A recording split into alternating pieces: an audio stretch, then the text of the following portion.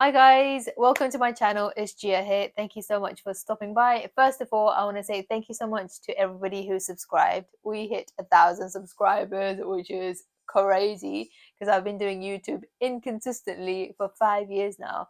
So to hit those 4 digits, it's pretty cool, but I want to go fast now. So expect to see a lot of my face now on YouTube. Okay, all right. I've got a bunch of questions here. I'm going to be answering them, and let's have a cup of tea together and get into the video. As you can tell, I'm quite a weird person. This is why I love YouTube, because I can just be myself. I know I'm weird and I know I do crazy things, so yeah. Okay, let's get into the video. Starting off with the first question is, where am I from? So I'm from Pakistan. My mum is from India. Her family's from Mumbai. Dad's from Pakistan. They met in obviously Lahore and they got married on the first date.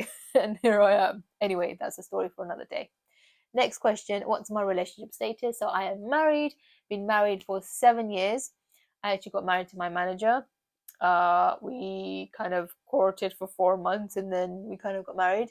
And the reason for that was because when you work with somebody, you see what they're like on their bad days and on their good days, and when they're hungry and when they're pissed off. And I was like, yeah, that will do. Also, his beard and his boobs, because he used to like pop his pecs on the poolside, is what really caught my eye. So here we are, 7 years later. What is my YouTube journey? Okay, so before this channel, I actually had another channel. Please don't go searching for it. And on that channel, I did beauty, mental health, and depression. Those are the videos I used to do, and comedy. And I used to dress up as my dad and like do stuff. Yeah, that channel. And the reason why I stopped doing that channel, made this channel, was because I didn't like the name of that channel, and I don't think I could change the name or something. And then when I started this channel, it was actually called Gia and D. So D is my husband. But then I found out he's camera shy, he doesn't really want to be on camera, and then I turned it to Gia Fit, which is now my brand, my fitness brand, Gia Fit. So YouTube journey, 5 years of inconsistency. It's recently that I've been doing like lots of shorts, and then with the long form videos, it's a lot more effort. It takes more, and I don't do them as often as I would like. But I do want to do one a week, because it's just, it's doing that thing that's going to get you closer to that goal, and doing that one long video a week is going to get me closer to that goal. To thy goal, to thy goal. For anyone that wants to start their YouTube journey, or wants to, is thinking of giving up, I would say please don't give up. You have to put in the work, you have to put in the effort. The views and the subscribers are not just going to appear out of nowhere. You have to keep uploading, even if it's crap. Just upload, and then next time you'll be like, you know what, last time I didn't do this time I'm going to improve in this. And every single time you upload or edit, you're going to be like, okay, I'm going to try this, I'm going to change this, I'm going to improve on this. And this is how you get viewers and subscribers, and how you make an impact and build a community and eventually get paid. I haven't started getting paid from YouTube just yet, but that is the goal. So with the YouTube, I want to get like 100,000 subscribers would be nice, and then to get monetized, and to be able to reach more people and to use my voice to change the world. As you can see, I'm a little bit tired and delirious right now because I was at work and then I went to the gym. Then I went to try and return something and it didn't happen. And here I am without any makeup on, looking like a bird's nest, making a video. But this is what I look like 80% of the time, in gym gear like this, raw, real and authentic and raw Gia, basically. Yeah. Moving on to the next question, what's the hardest thing I've been through? Okay, so I came to the country in 1998, October 7th, 1998, with my dad for this, which is not a hickey, it's a TB scar. So there was a big fat lump here, and me and dad came here to get medical treatment for it. The plan was to treat this and to go back home after 6 months. When the 6 months came round, I believe we wanted to stay and watch the Millennium Dome open, which is now called the O2 Arena, or the 3 or something. So we stayed to watch that. And then when it was time for us to go back, we lost our passports or something. I can't exactly remember because I was so young. And so for that reason, we ended up staying forever. We were illegal for 14 years. And then eventually we got our passports. But the hardest part of that was, I used to obviously live with my mom and dad in Pakistan. And then when I came here, my mom wasn't here. And that was the hardest part, to take a 6-year-old female from her mother in a new country with just her dad, no mom, is like the hardest thing you cannot imagine. The hard thing about that was, it's just, unless you've been through it, you can't fathom how emotionally and physically and psychologically uh, horrible it was. It was a traumatic experience for me. That is the trauma that I'm still recovering from. The void of growing up without my mother from the age of 6. That void, that trauma, I'm still processing it, and it's still, that's one of the hardest things that I've been through. But on a positive note, for many years I had a victim mindset. I was like, everybody and everything else is to blame for how I'm feeling. But then it was the last 2 or 3 years where I chose to do the inner work. I chose to emotionally regulate. I chose to tearing up now.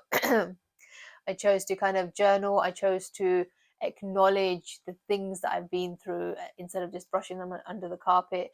I chose to acknowledge that I have a wounded inner child. I've done loads of coaching, been in loads of coaching programs to understand what's happening, how I can help myself. And the last, I think, year or two is where I've had the most growth and the most healing. And that has impacted my business in a positive way. The more you can heal, the more your business will grow. It's you think those two are not connected, but they are. And it's because your business is a reflection of you and how well you are looking after yourself. That's a topic for another video. It's a very deep topic. If you want me to make a video on that, let me know. But it's the last 2 years where I've done a lot of healing, a lot of inner work, a lot of acknowledging and listening and processing, and just being there for myself and for my inner child to just do whatever she needs to do. I'm just going to quickly touch on the inner child because it's just coming to me now. The inner child is the version of you from 0 to 7 years old, and they are wounded if you've had or experienced trauma or witnessed it, or you weren't heard or you weren't seen, or you've seen something, seen, heard, or witnessed trauma. And so that inner child is wounded because they were not seen, they were not heard, they were not protected, they were neglected, they were traumatized, they were abused, they are wounded. So it's basically like holding a baby that's sick, that's physically sick, and you need to give it extra love, extra care, extra attention. You need to listen to it, you need to acknowledge it. You can't just put it aside, because it will show up in your everyday life, in your decisions, in your behavior, in your actions, and that's going to impact who you are, who you become. And there's a lot of people at the moment walking around with trauma from their childhood because either they don't know how to process it, or they don't want to process it, or it's too painful to start processing it. And I think the reason why it took me so long to start processing my trauma was because I knew it was going to be painful. Because when you're processing, sorry, I keep touching my face. When you're processing trauma, you are reliving those moments, and that is what is so painful, because you start crying and you become that inner child, that wounded inner child, so helpless, so helpless, so hopeless, so alone, and so isolated. You're just like, why is this happening to me? But then once you finish crying, you actually feel so much better, you feel lighter. And the reason for that is because that trauma has physically left the body. When you go through trauma, it actually physically stays in the cells until it comes out through crying, screaming, shouting, journaling. Physically, it has to come out. If it goes in, it has to come out. Think about it like that. Again, that's a topic for another video. Let me know if you want to speak about that on another video. Back to the question was, what was the hardest thing? So that was the hardest thing. Growing up without my mum from the age of 6, most nights I would cry myself to bed. There was a lot of jealousy when I would see other girls with their mum. I would always try and find a mother figure in whoever I came across, whether it was like a shopkeeper, or whether it was somebody at school, whether it was a family friend. I would always be seeking for a mother figure. Yeah, so that was the hardest thing, growing up without my mum from the age of 6. So yeah, but then now as an adult, it's made me so much more stronger, so much more resilient. It's like now when I face something challenging, I say to myself, hey, you went through that, this is nothing. Like, you went through that shit, you went through growing up without your mum from the age of 6. what you're going through now is nothing. You can do this. Like, it's easy. Like, and for a long time, anytime I spoke about my mom, I would always tear up. It would be like, recently it would be like once a month where I tear up, and my voice would change and I would sound like a chipmunk. And I've processed a lot of what's happened, but there is still a lot of inner work and healing that I need to do. So yeah, moving on. Next question. What's my favorite exercise? I can't choose one. I can't. Okay, so for the glutes, I would have to say the front foot elevated split squat is just like, ooh, with one dumbbell here with a heavy ass weight, slowly going down. The tempo is very, very slow, and slowly come, even for like 5 reps. It's just, it targets the butt cheek so nicely. And then for the chest, I like the floor press, the wide one, and then the narrow one, just because I do it with 20 kilo dumbbells now, and I feel like a badass. A badass. Ooh, I really like training my shoulders because they are popping nowadays. So I like seated shoulder press, especially on the squat rack, because you can load up like the bar with like 2.5 and it's 25 kilos, and I feel like a badass. Like, I like lifting heavy in the gym because you get stares from women and men in admiration, and it's like it pushes you to get stronger. That's my whole logo. Like, forget fat loss, focus on becoming stronger. That's my brand. What's your fitness journey? Right, so okay, because obviously you guys now know I grew up without my mother. To fill that void, I would turn to food and binge eat sweets, especially lots of sweets and cakes and anything I can get my hands on. Because of that, I had put on a lot of weight. I became so fat that my fingers were round. They weren't straight like this. There was like circular thingies, fat in the fingers. Fingers were so fat that I could not see the space between these. There was so much fat, and I remember looking at my hands and be like, am I ever gonna get normal sexy hands? Like, I don't think like that now, but it was just so fat. And I have picture when I was really chunky. This was like 85 kilos, I think. And then I've got another picture where I was spotty and fat. I did not have a great childhood, man. Oh boy, did I get pulled on. Plus, on top of that, because I'm Pakistani, I am hairy, and I got pulled, and I got bullied because of that as well. So it was a great childhood aside. So I got fat, and then in high school, I used to have cake and custard every single day. It was fresh cake with fresh warm custard. Oh boy, would I look forward to that every single day. On top of that, I would bring a container from home so that when I went and got seconds, I could go sit down in the corner and actually put the second piece of cake slice in the container so I can have it at home. Oh my god, I can't believe I used to do that. And I would do it so sneakily and make sure nobody was looking because I was so embarrassed. I'm pretty sure people clocked on that, like, it was just, I still remember the taste of the custard in my mouth and the cake. It was fresh cake. I can't believe they used to feed us cake and custard back in the day. Do kids still get fed that in like school, like fresh cake and fresh custard? Like, that's so good. I mean, that's so bad. That's so bad. That's a good memory. Anyway, I'm getting sidetracked. Back to my fitness journey. So yeah, I was really fat. So in college, me and my bestie Rhoda, hey Rhoda, if you're watching, we used to go to the local Tesco on our lunch break and buy yum yums or donuts or ice cream, and we'd have races. I would always finish and complete the race and win the race because I was just, maybe I should become like a competitive eater. Yeah, anyway, so because of that, I was even more fat. Anyway, the college had a gym, and I joined, and I think it was like £10 a month or 20, I can't remember, it was cheap. And I would start running. I had an abaya on, I had a scarf on.